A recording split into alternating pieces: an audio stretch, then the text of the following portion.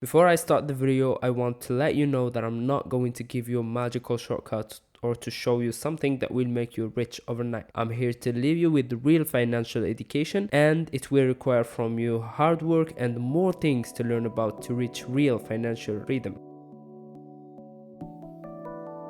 In these days that we live in, there are so many ways to make you get rich without the usage of luck. Some of them are hidden, others are not. And as I said before, not depending on luck will require from you more financial education and more hard work and being more financially smart. But what's playing on your side in this game is your government. Yes, you heard it right. Your government craves from you to do something that potentially can make you get rich. Well, not really. They want you to do it in a way, the bad way. And in their way you will go poorer. And I want you to do it in another way, the good way. And in my way you will go richer. That's why exactly I said will potentially make you richer. So what will we do here is to use money creation methods used by the government to get you richer. And don't worry, we won't counterfeit money, it's 100% legal. This method was always used by the rich, and guess what? You already know it. So, how money is being created, and why is the rich getting richer and the poor is getting poorer, and what's the thing that the rich use in a good way and the poor use in a bad way. This video will cover all that and more, so I just hope you enjoy it. Look, if you want to use money creation methods, you should at least know how money is being created in the first place, no? So, the government prints money. That's so old school.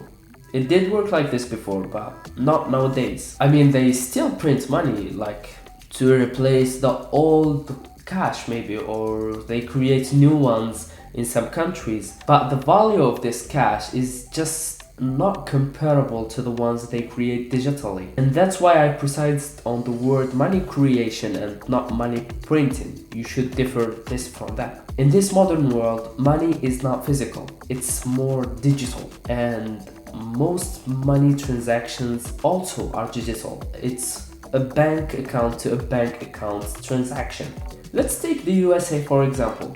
Only 10% of the money in the USA is in format of cash. Or let's take the UK as an example, where just only 4% of the money is in the format of cash. And that's according to the Bank of England. And globally it's around 10% in the developed countries. And I hope that you don't just listen to these numbers, I want you to see what's behind them. And I'm not saying that cash is good, but at least I think it's, in my opinion, I think it's better than just numbers in an account, I guess. But someone will say, I can just get my money from the bank in format of cash, like I can go to the bank and get my money as cash. Yes, you can do this, but what I said is just most of the time your money is in its digital format. And I think that in the near future, the only money that we will have is the digital one. And I see that starting with the creation of these new digital currencies like the digital euro or digital dollar. To be honest, they don't say this. This is just my opinion, and I'm not willing to take the risk.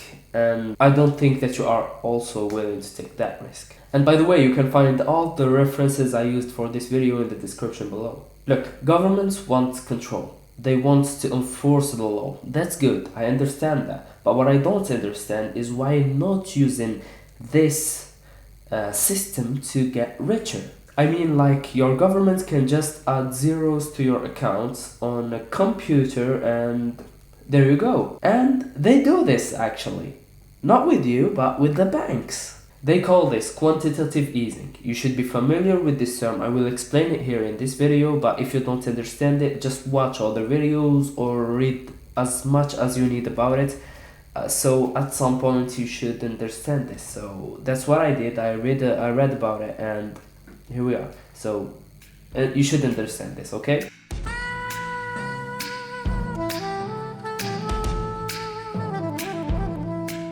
So, to make the whole experience easier for you to understand, I prefer to write this whole thing on this pretty whiteboard. As you can see here, there is the country, which represented by the flag. the central bank, which is just this one in the middle because it's central, and the normal commercial banks, which where all the shine is here. I'm sorry, I know that it's shiny over here but I don't have the time to do all the lightning thing because I have to film this today and I have a lot to do tomorrow, so I'm really sorry, but they shine always, so it's shiny anyway. And these are people, actually after thinking I'm not going to use them over here, but just going to remove them. So to explain, so what happens, let me get this. So what happens is that the government gives the central bank, this one in the middle as I said. By the way, the central banks have very different names depending on your country. If you are in the US, it's called the Fed. If you are in Europe, it's called the Central Bank of Europe. It's really dependent on your country, but general name is central banks, okay? So you have central banks. So the government gives to your central bank an IOU, a bond, okay? IOU, bond, which is just something to justify their money creation. So this is where money gets created, okay? Creation of money digitally. Okay? They create money in accounts, then they give it to the banks, commercial banks. That's why I draw people, because I thought maybe it's a good idea to say the banks gives money to people, but it's obvious actually. To be honest, they don't give them the money just like this, like the central bank don't give the money like for free, like without interest, without anything, without any rule, because this would be madness. But it's even stupider because they give them money, but they should, for example, here in Europe or in France, the banks should have 10% of their money as cash in the central bank, which is the same game, you know. They are just playing the game, a stupid one by the way, but it's working for them.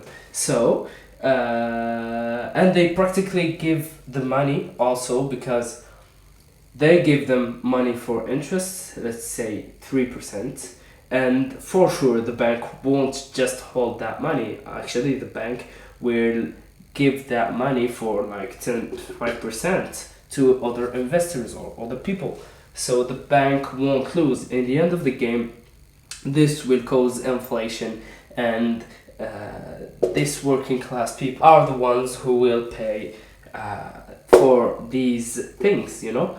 And I don't know if you remember the thing where everyone was in, it was in the last peak, 2020-ish, 2022-ish year, where everyone was talking about crypto and the Fed raised the interests. We're talking about these interests.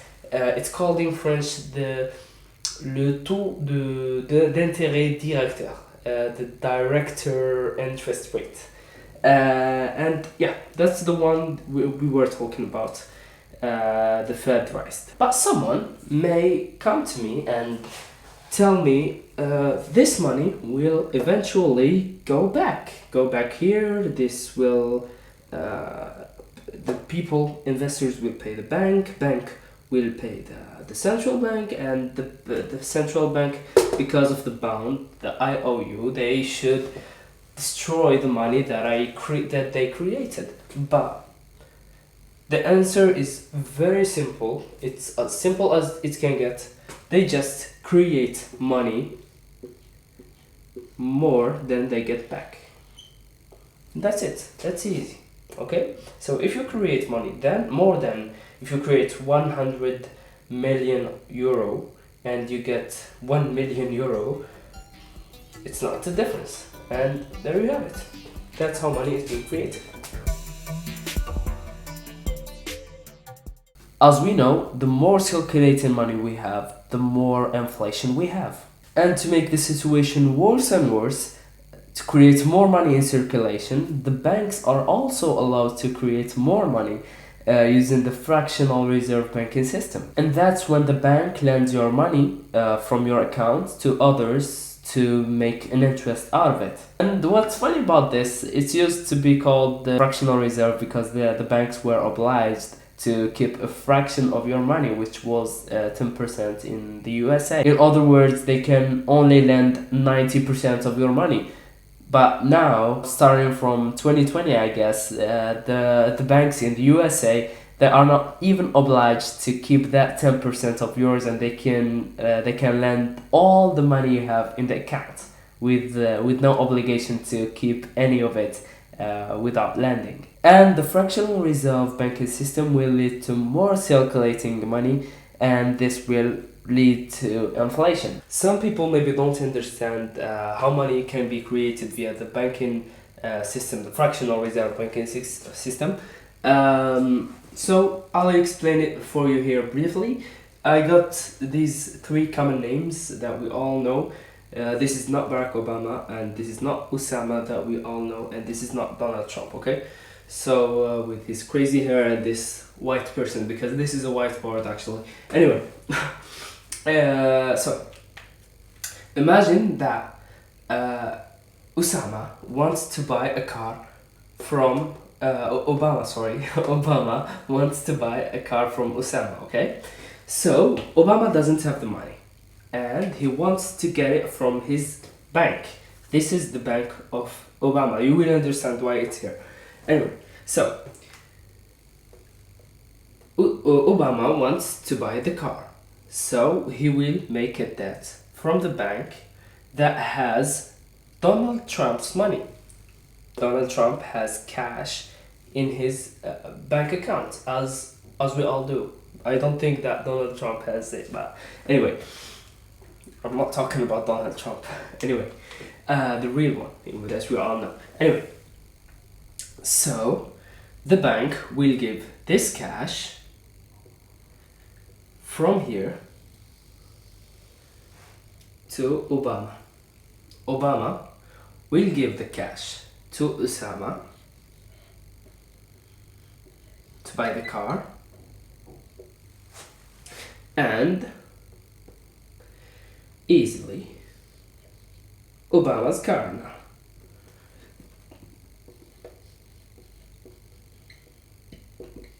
Now, Trump still has his money, alright? And Osama also has the car's money. Now, imagine that this bank has another lender, whoever it is, okay? This bank will do the same process that happened here, and will create other cash, okay? Will create other cash. So this is exactly, now if you can see it here, this is more money in circulation, and this will lead at that time to more inflation. So technically, if you are thinking about this, if this one returned this money back, and this one returned this money back, and this one returned it back, the inflation we will have deflation, okay? And that's right, actually, you are not wrong. If we everyone paid his debt, we will have deflation, but this will never happen. That's the problem, because we are creating more money, we are making more debts, more and more every single time, more than the money that we give back. And that's exactly how inflation happens, or money circulation happen via fractional reserve banking system. So literally, putting your money in the bank will decrease its value while the banks are creating money hand over fist over it. And that's how exactly they screw the working class people. Amazing, right? Using all this knowledge that I gave you, I think that you have started to create an image about the way to get rich. If you didn't, don't worry, because I'll tell you. It's all about putting yourself in debt. A good one, of course. Not the one that you buy with it your personal car or your personal house. Because at some point you should give that money back with interests. What's a good debt? A good debt is the one that you put on investment. A good debt is the one that you put on things that put money in your pocket. Let's walk you through why using a debt on investment is a good idea. If you get a debt from a bank A, wherever this debt was originally generated from quantitative easing or fractional reserve, another bank B will be able to lend the money that you got as a debt to another person, exactly like the example that I gave before, the Trump's example. And this operation will happen many times, as much as the banks can lend money.